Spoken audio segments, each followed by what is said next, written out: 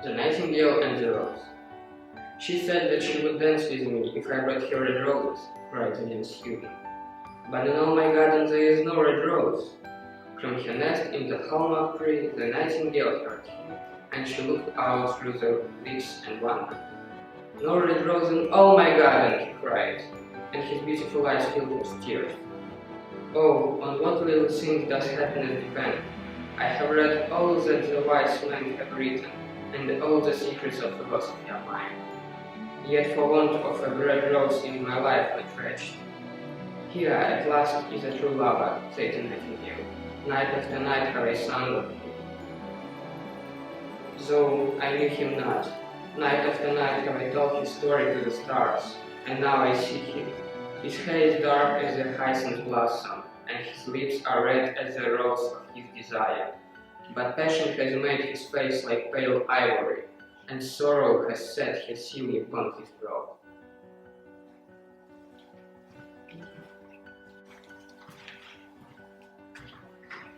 The prince gave the ball tomorrow night, murmured the young student, and my love will be of the company. If I bring her a red rose, she will dance with me till dawn. If I bring her a red rose, I shall hold her in my arms, and she will lean her hand upon my shoulder, and her hand will be clasped in mine. But there is no red rose in my garden, so I shall sit lonely, and she will pass me by. She will have no heed of me, and my heart will break. Here, indeed, is the true lover, said the nightingale. What I sing of, he suffers. What is joy to me, to him is pain. Silent love for the wonderful things. It is more fresher than emeralds, and dearer than fine opals. Pearls and pomegranates cannot buy it, nor is it set forth in the marketplace. It may not be purchased by the merchants, nor can it be without in balance for gold. The musicians will sit in the gallery, said the young student, and play upon the stringed instruments. And my love will dance to the sound of the harp and the violin. She will dance so lightly that her feet will not touch the floor, and the courtiers in their gay dresses will throng round her. But with me she will not dance, for I have no red rose to give her.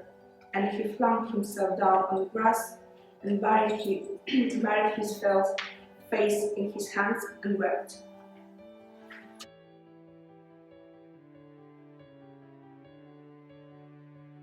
"Why is he weeping?" asked a little green lizard as he ran past him with his tail in the air. "Why, indeed," said the butterfly, who was fluttering about after a sunbeam. "Why, indeed," whispered a daisy to his neighbor in a soft, low voice. "He is weeping for a red rose," said the nightingale. "For a red rose?" they cried. "How very ridiculous!" And the little lizard, who was something of a cynic, laughed outright. But the nightingale understood the secret of the student's sorrow, and she sat silent in the oak tree and thought about the mystery of love. Suddenly she spread her brown wings for flight and soared into the air. She passed through the groves like a shadow, and like a shadow she sailed across the garden. In the center of the grass plot was standing a beautiful rose tree, and when she saw it she fell over to it and it upon a spray. "Give me a red rose," she cried, "and I will sing you my sweetest song." But the tree shook its head.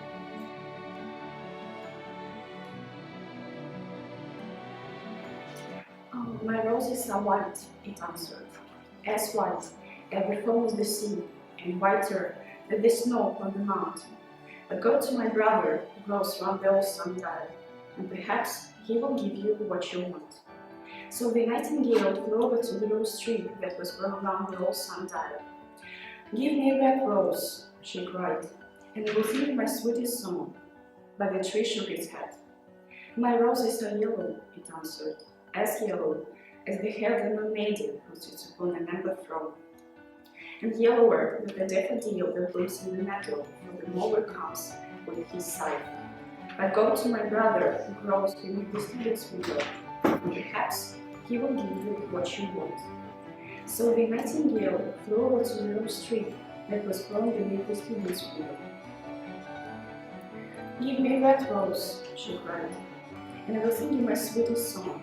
But the tree shook its head. "My roses are red," it answered, "as red as the feet of the dove, and redder than the great clouds of coral that wave away from the ocean cavern. But the winter has chilled my veins, and the frost has nipped my buds, and the storm has broken my branches, and I shall have no roses at all this year."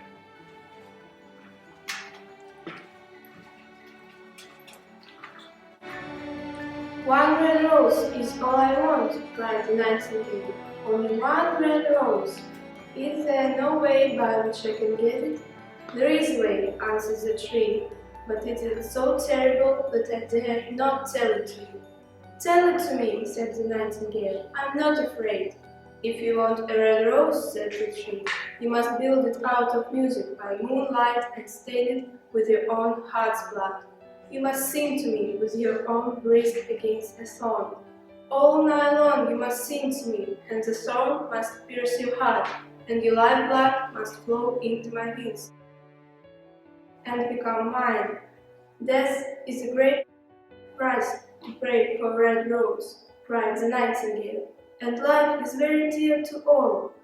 It's pleasant to sit in the green wood and to watch the sun in his chariot of gold, and the moon in her chariot of pearl. Sweet in the scent of the hawthorn, and sweet in the bluebells that hide in the valley, and the heather that blows on the hill. Yet love is better than life, and what is the heart of a bird compared to the heart of a man?" So she spread her brown wings for flight and soared into the air. She swept over the garden like a shadow, and like a shadow she sailed through the grove.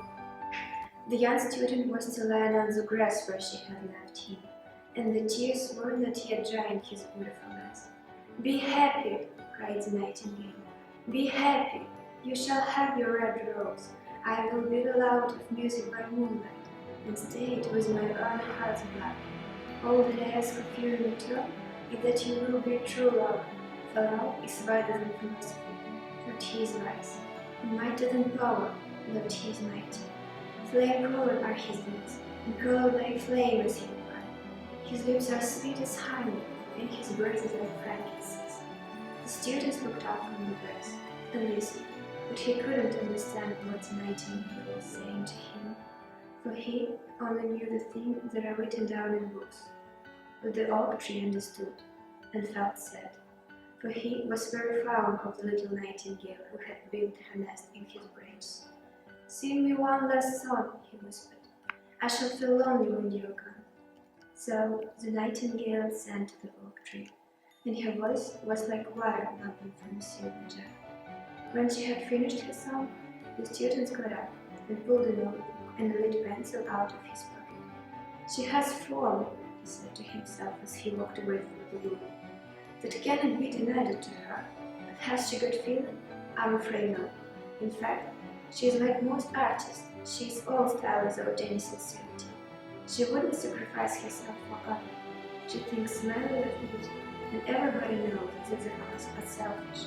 Still, it must be admitted that she has some beautiful notes in her voice. What's a pity is that they don't mean anything, or do any particular good." And he went into his room and lay down on his little velvet bed, and began to think of his love, and after a time he fell asleep. And when the moon shone in the heavens, the nightingale flew to the rose tree, and set her breast against the thorn. All night long she sang with her breast against the thorn, and the cold crystal moon leaned down and listened. All night long she sang, and the thorn went deeper and deeper into her breast, and her lifeblood ebbed away from her. She sang first of the birth of the love in the heart of a boy and a girl, and of the topmost spray of the rose tree that blossomed a marvelous rose, petal following petal, as song followed song. Pale was it, at first, as the mist that hung over the river, pale as the feet of the morning, and silver as the wings of the dawn. As the shadow of a rose in a mirror of silver, as the shadow of a rose in a waterpool, so there was the rose that blossomed on the topmost spray of the tree. But the tree cried to the nightingale to press closer against the thorn. "Press closer, little Nightingale," cried the tree, "or the day will come before the rose is finished." So the Nightingale pressed closer against the thorn, and louder grew her song, for the sound of the burst of passion in the soul of a man in the maid. And the delicate flush of a pink came into the leaves of the rose, like the flush in the face of the bridegroom when he kisses the lips of the bride. But the thorn had not yet reached her heart, so the rose's heart remained white, for only a nightingale's heart blood can crimson the heart of a rose. And the tree cried to the nightingale to press closer against the thorn. "Press closer, little Nightingale," cried the tree, "for the day will come before the rose is finished." So the nightingale pressed closer against the fern, and the fern touched her heart, and the fierce pang of pain shot through her. Bitter was the pain, and wilder grew her song, for she sang of the love that is perfected by death, of the love that dies not in the tomb. And the marvelous rose became crimson like the rose of the eastern sky. Crimson was a girdle of petals, and crimson as a rabbit was the hair. But the nightingale's voice grew fainter, and her little lips began to beat, and the film came over her eyes. Fainter and fainter grew her song, and she felt something choking her in her throat. Then she gave one last burst of music. The white moon heard it, and she forgot the dawn, and lingered only in the sky. The red rose heard it, and it trembled all over with ecstasy, and opened his petals to the cold morning air. Echo bore to her purple cavern the hills, and woke the sleeping shepherds from their dreams. It floated through the reeds of the river, and they carried its message to the sea. "Look, look!" cried the tree. "The rose is finished now." But the nightingale made no answer, for she was lying dead in the long grass with the fern in her heart. And at noon the student opened his window and looked out. "Why, what a wonderful piece of luck!" he cried. "Here is a red rose! I have never seen any rose like it in all my life. It is so beautiful that I am sure it has a long Latin name." And he leaned down and plucked it. Then he put on his hat and ran up to the professor's house with the rose in his hand.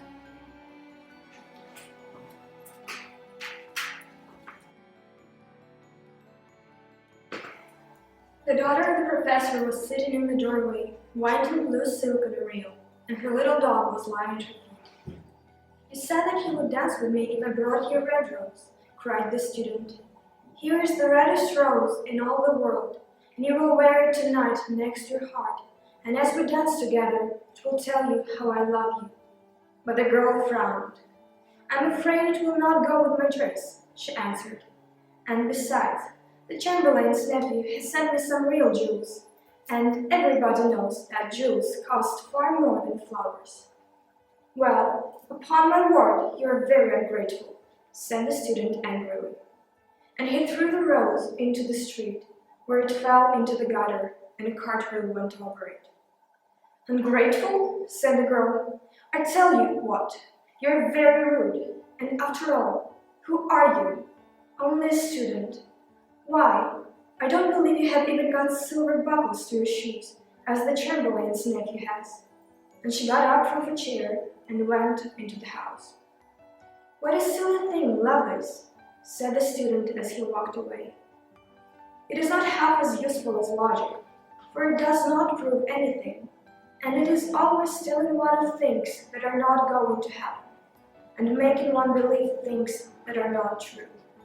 In fact, it is quite unpractical, and as in this age to be practical is everything, I shall go back to philosophy and study metaphysics."